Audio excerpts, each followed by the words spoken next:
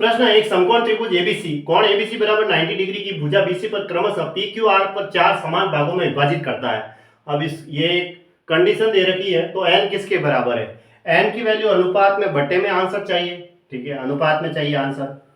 तो ये देखो, एक त्रिभुज एबीसी में जो बीच वाला जो कोण होता है ना बी, उसको इसने कहा है 90 डिग्री एबीसी में। तो ये लो, ये बी को हमने 90 डिग्री लिख दिया है। कोण ये त्रिभुज एबीसी है ऐसे। अब पी क्यू आर है वो भुजा बीसी पर, ये जो बीसी भुजा है इस पे पी क्यू आर 4 समान भागों में विभाजित करता है क्रमशः। 4 समान भाग, एक, दूसरा और ये तीसरा और वो चौथा। ये पी क्यू और आर ये 4 समान भाग हो गए। अब इसको भले आप ऐसे मिला दो, ए पी स्क्वायर का इसने, तो ये लो ए पी स्क्वायर का, ठीक है। अब 4 समान भाग किए मैंने, तो ये एक ले लिया, ये भी एक ले लिया, ये भी एक और ये भी एक ले लिया, 4 समान भाग हो गए।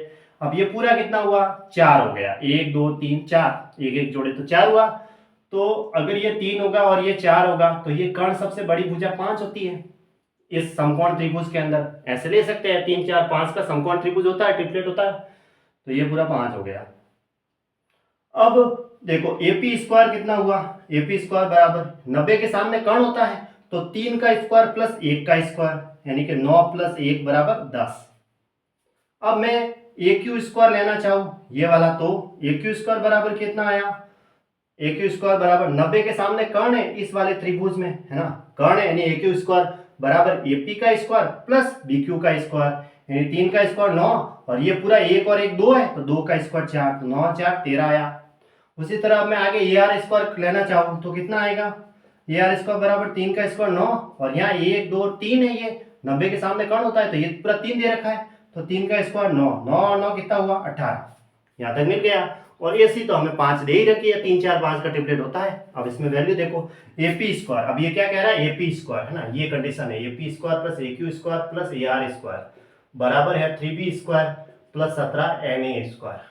अब देखो, कैपिटल ए के सामने होती है स्मॉल ए, कैपिटल बी के सामने होती है स्मॉल बी और कैपिटल सी के सामने होती है स्मॉल सी, ये होती है।